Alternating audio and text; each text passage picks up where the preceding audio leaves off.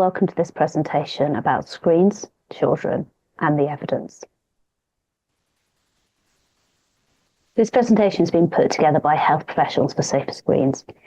We're a collective of health professionals from a huge array of professions.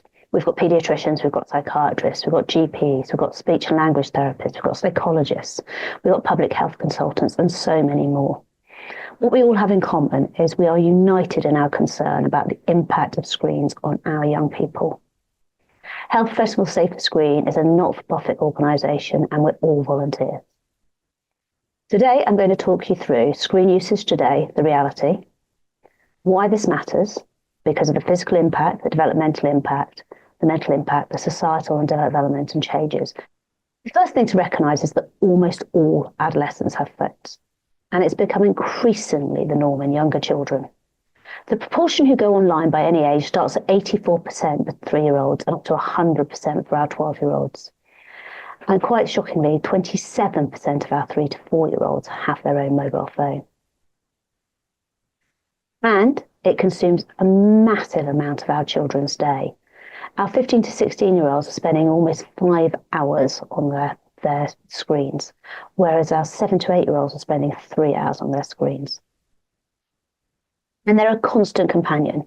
This chart gives you an idea of exactly how much time our children are spending. If you look here, 12 a.m, that's midnight. This is an 11-year-old. These are the number of 11-year-olds who are actually getting things during the middle of the night and then 6 in the morning. And then by the time they get to 16 and 17, it's continuously through the night. The average child has 237 notifications during the day, a quarter of these during the school day, and 5% over the night. And this encourages them for about 51 pickups of their phone a day, which increases to around 100 for teens. And the sad thing is this has come at a huge expense compared to other activities. So screen-based activities have gone up considerably since 1980. Sport and homework's up. And socialising out of the home is down, and outdoor playing is significantly down. All things that are needed for sensible child development. And it's not just children who are addicted. When you look at adults, we're spending an extra 2 days each year online. The average amount of time an adult spends is 3 hours, 41 minutes a day. And that equates to about 56 days each year online. So why does this matter? And we would say it matters hugely. This is a public health emergency. It matters because screens affect every single part of a child's life, as you can see here. And I'm going to take you through all these different areas and why it's a problem for our children. Everything I show you today is come from peer-reviewed evidence. These are reports in really impressive journals by top-rated academics. So we are very confident with the evidence, as well as the evidence our clinicians are seeing in their own practices day in, day out. So physical changes. Currently, almost a quarter of 10-year-olds live with obesity, and there is increasing evidence of a strong association between screen time, including smartphones, and childhood obesity. We know that using screens during meals relates to 15% more likely to be overweight, as they just don't register the set or sense fullness.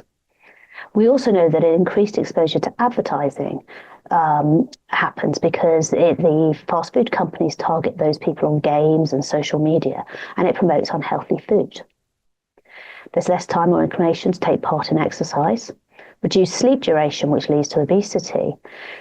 And this has huge long-term implications. So a recent longitudinal study in the States saw that each additional hour of screen time for adolescents 24 years later was associated with 17% higher odds of diabetes and a similar higher odds of a high waist circumference. Eyesight is deteriorating in our children.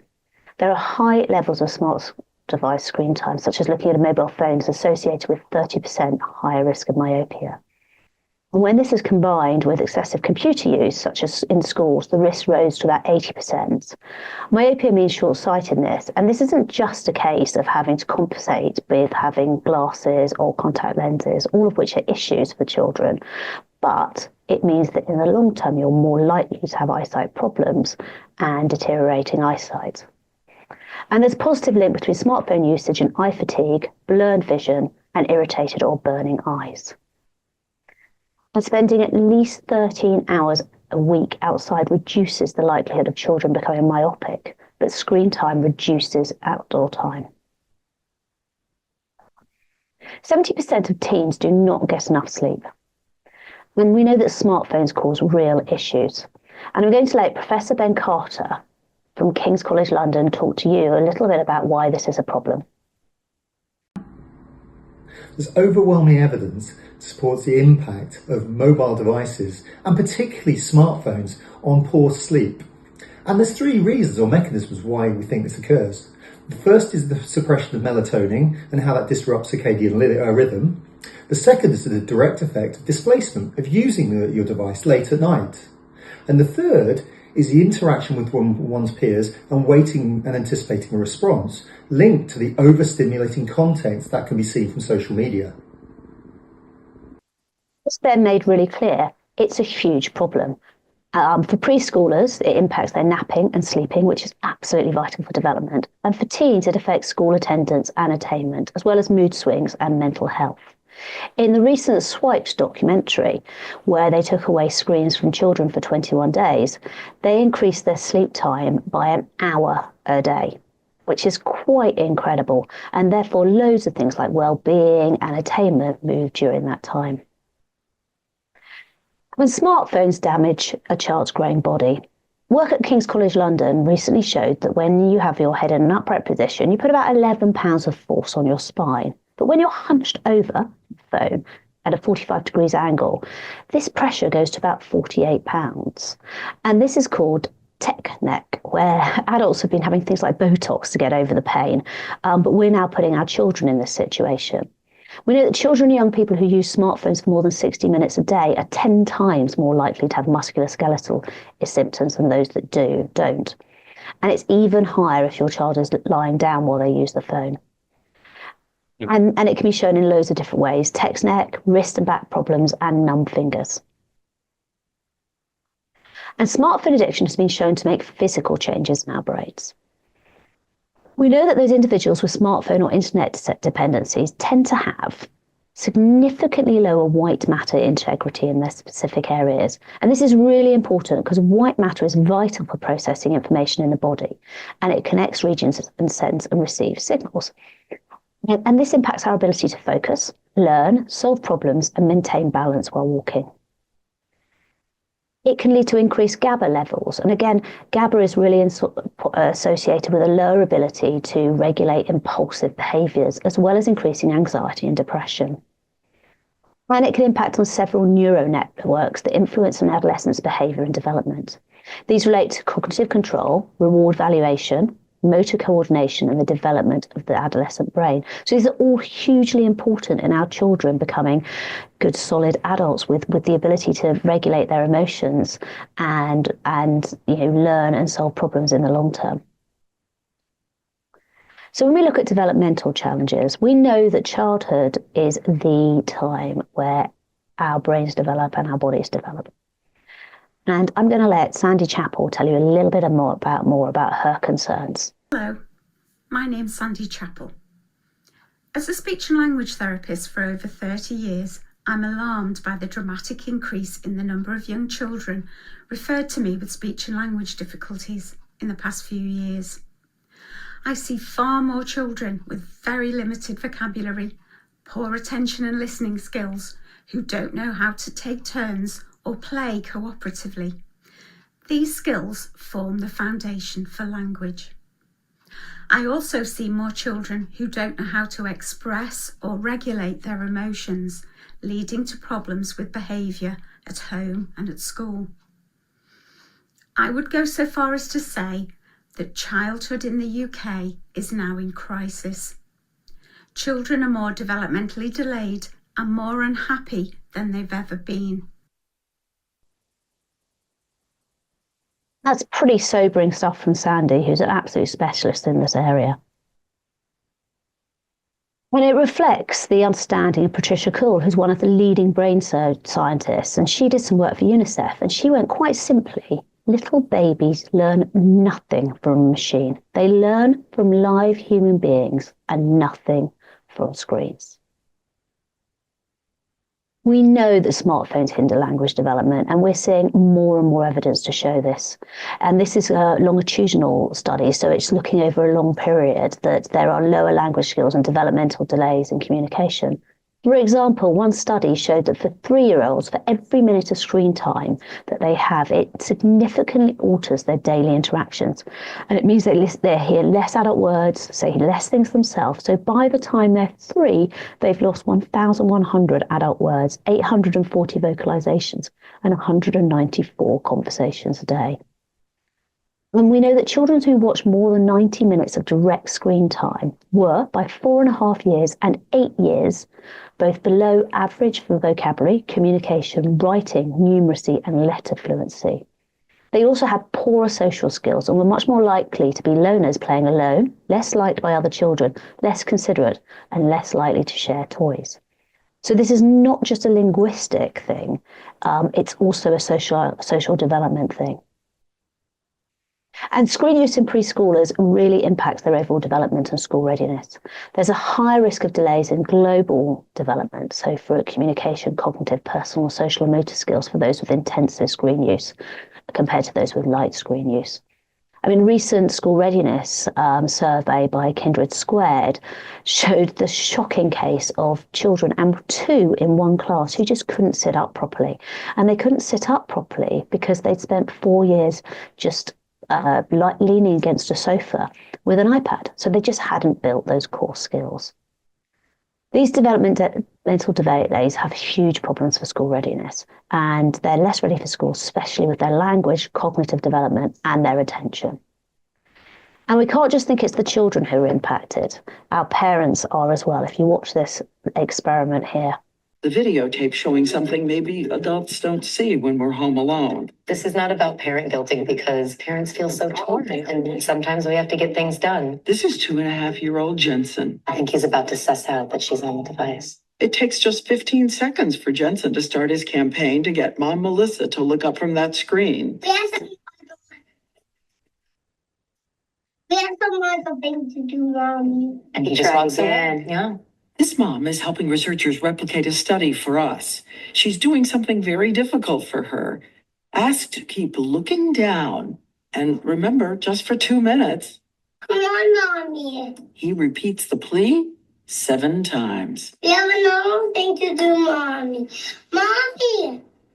You go not listening to me, Mommy. Listen to me, Mommy.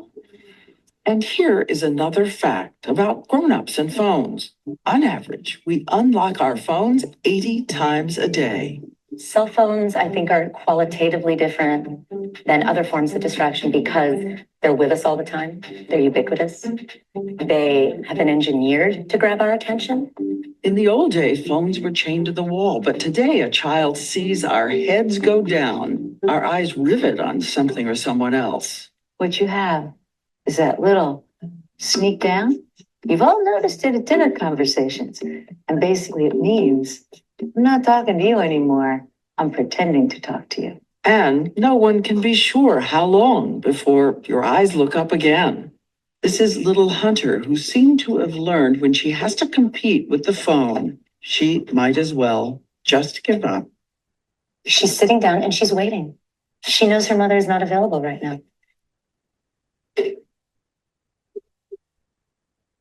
Pretty heart-wrenching stuff and a real reminder of our own behaviour when we're with our children. Indeed, there's actually a word for this, and it's called technoference, and it's been investigated heavily and even more so.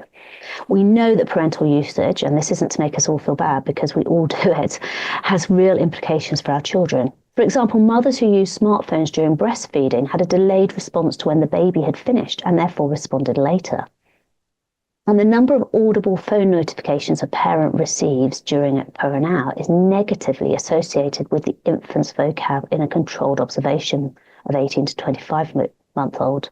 So the more notifications you have, the lower your child's vocabulary is, probably because you're not engaging with them during those periods. And Really worryingly, children interpret a parent looking at a phone as a lack of responsiveness, and they associate this with still face. This is an expressionless appearance, which for children can also relate to depression and being upset. So this can really impact the child's development of emotional skills. We all know this because we all suffer from this, but children more so because their brains just aren't developed and they're not in that they're developing as they go. So children are particularly susceptible to this distraction by design technology. It appears that it affects not just fleeting or temporary, but may permanently impact their ability to focus and remain concentrated on real life activities, schoolwork, friends, family, and real world play. Early life digital media exposure is associated with atypical sensory processing. Longitudinal studies have shown that the frequent use of digital media, especially social media, is associated with a modest but statistically significant increase in the likelihood of developing ADHD symptoms. Additionally, among boys, spending more time in front of a screen at the age of 1 was significantly associated with autism spectrum disorder at the age of 3. And smartphones, although they appear to help our child calm down initially, can make, or definitely make tantrums worse in the long term because we're just not teaching our children self-regulation skills. And self-regulation is unbelievably important for a child. Without self-regulation, they can't cope with anything or manage anything or cope with homework or any problem that's difficult.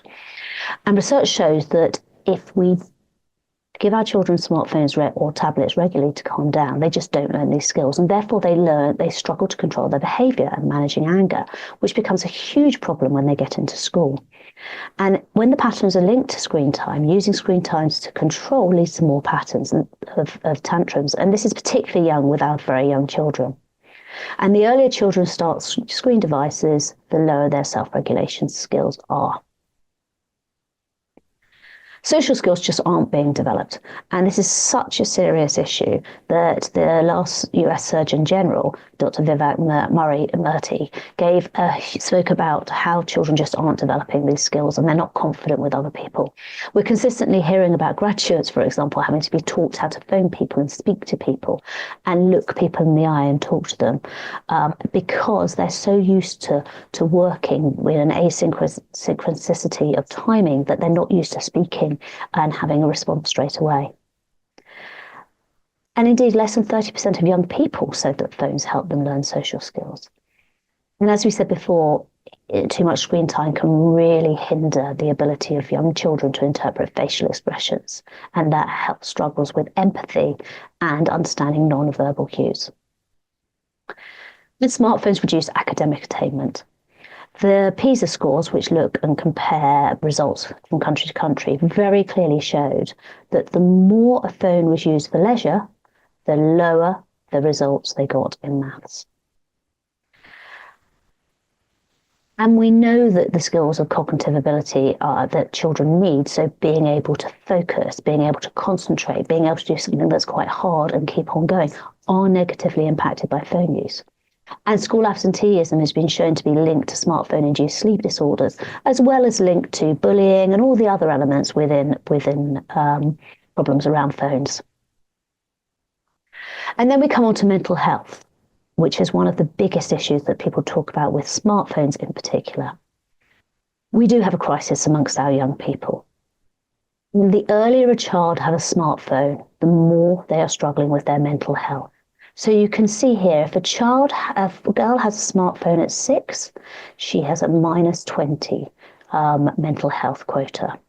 And whereas if she had the smartphone at 17, she has a 20 quota. And it also impacts until anger and irritability. So if they have a smartphone at 13, much higher issues around anger, irritability, hallucinations compared to at 17. But I think as parents, one of the things that's really hard to understand is what our children are hearing, because we hear completely different messages on our feeds. We have cats falling off or people talking about nice houses or holidays, but they have very different stories.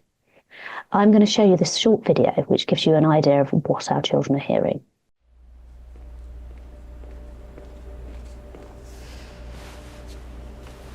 Make yourself comfortable. Thank you. How do I want to sit? This. Water there. You need a drink. I don't want to ruin the lipstick. Oh, yeah.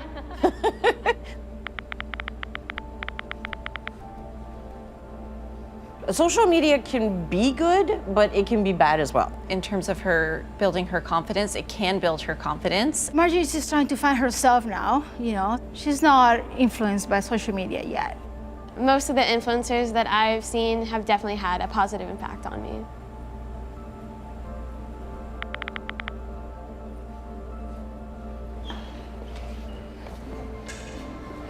Hey guys, here's a beauty hack I'm obsessed with.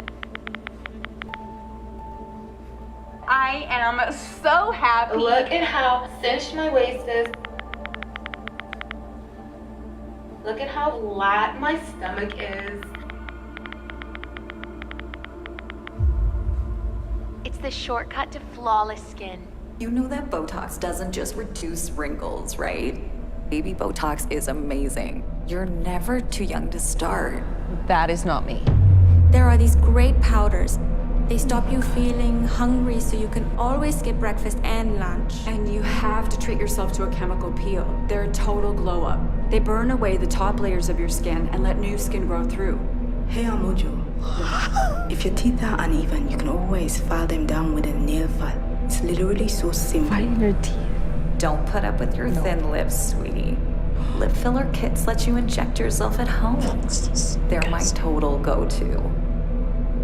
Fake eyelashes are so easy to glue on if you cut your eyelashes off. There's some really great pills you can use. Keep telling yourself you're not hungry, you're just thirsty. Never look bloated again. Book it into your skin. Sexiest lashes. Botox. Remember, skinny is never finished.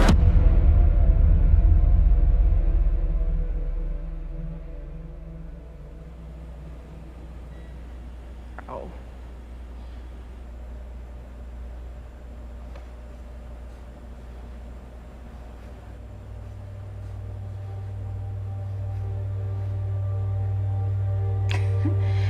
It's Have you actually seen stuff like that? yeah, a lot. This stuff is on every girl's feed. They're watching, right? I mean, at night when I can't see them. It's scary to me that my kids are watching this and they think that's how they have to look. I saw one of the teeth filing videos. I remember that one. I remember seeing that all over. I know this stuff. I can't prevent them from seeing these, but I can talk to them about it. 100% always be talking. And have Peyton know that she can always ask me anything. My mom has taught me not to listen to people like that and to be proud of who I am.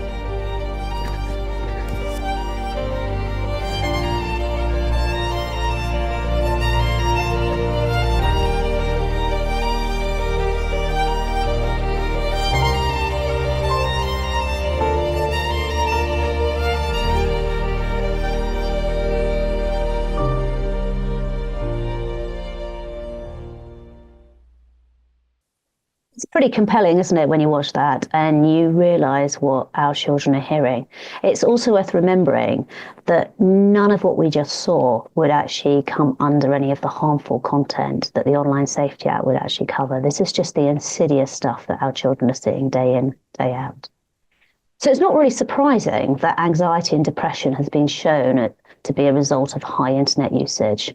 Professor Caroline Fitzpatrick, who runs the digital media use lab in Quebec, has shown that across the ages of 13 to 17, the greater amount of time girls spend online is linked to increases in major depression symptoms and generalized and socialized anxiety.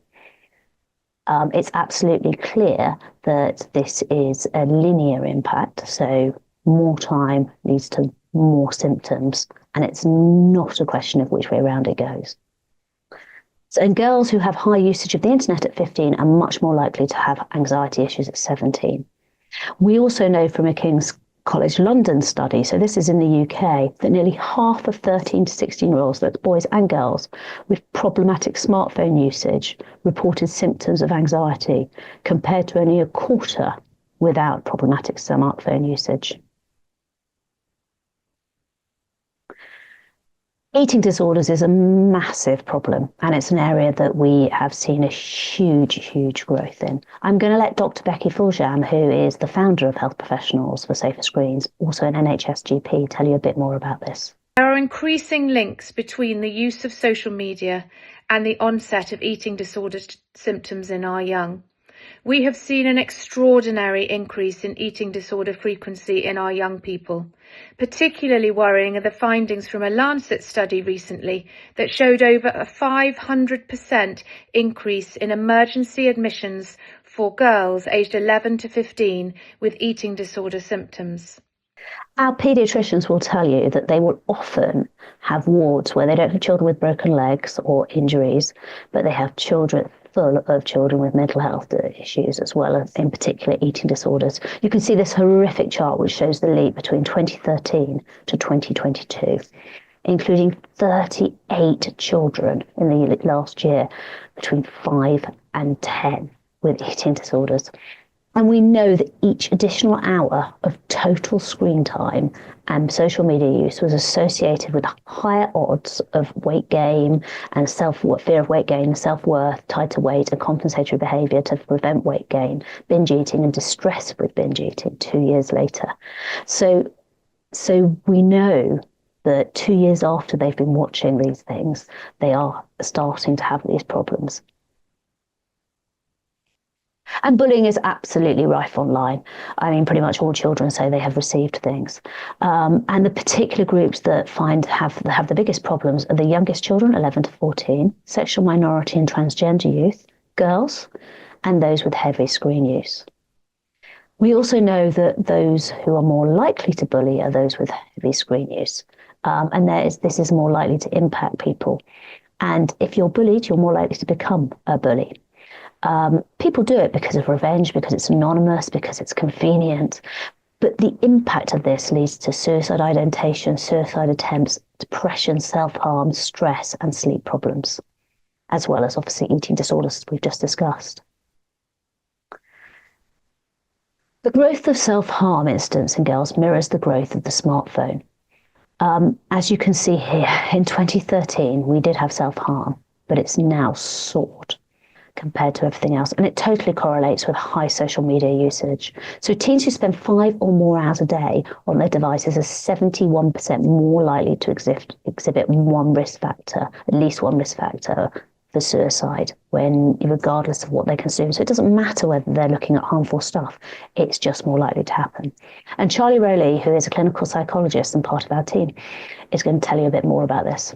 Now, ever since the rise of social media sites and children spending more time online, it's not uncommon for self-harm to become something that's a little bit more normalized. There are more images of it around and a little bit more of a sense of it's the young being young.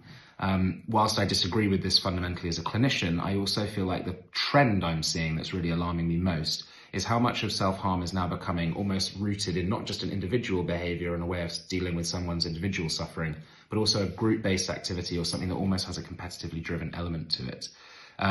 For example, in my work, I have seen people who have come to me who are saying that they are in groups, whether it be on WhatsApp or Instagram or certain different social media sites, where they are essentially self-harming because they are being peer pressured into doing so, sending photos or videos of their self-harm as a way of almost like performatively driving their social status within that group.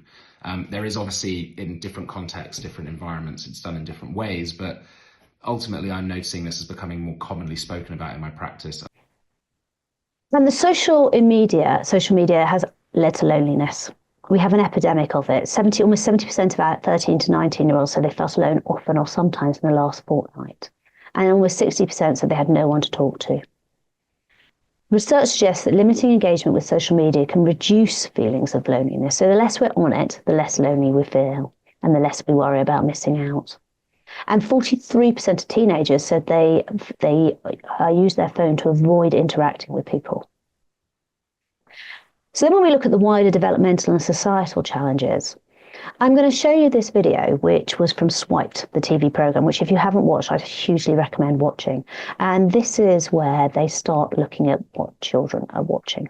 We'll be posing as 13-year-old first-time users to see what content we're served. So to use TikTok, you need to enter your birth date. Right, so this means that they'll see how old you are and customize your experience based on your age, is what they're saying. Over the next 4 hours, a producer scrolled through both phones as a child might, viewing and saving content which will have fed an algorithm that then recommends similar videos. Oh my God. This is a Minecraft video This is and what a my 8-year-old plays. and a 911 recording of a man beating his wife and the daughter screaming for help. What are you getting? I'm just getting girls. Oh my God. Does anyone else understand that there is no point in life? What? This is some young girl. If I don't make it past 18, I want this song played at my funeral. Jesus Christ. If the voices win, just know I love you. I mean, I don't know what to think about this. Like, it just seems so dark.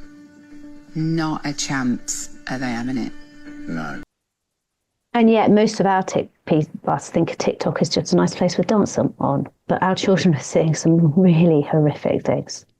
And the algorithms send more and more stuff. A big piece of research done at Kent University looked at boys, and within 3 or 4 days, they were getting misogynistic details. They were getting incel details, even if they'd been looking at football and rugby or things like that.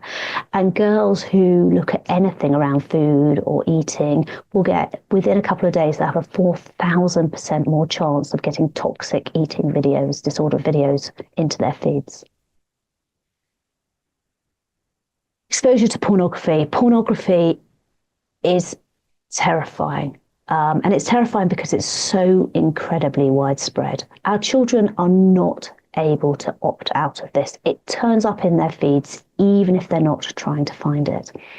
And the kind of pornography we're talking about is not kind of top shelf magazines.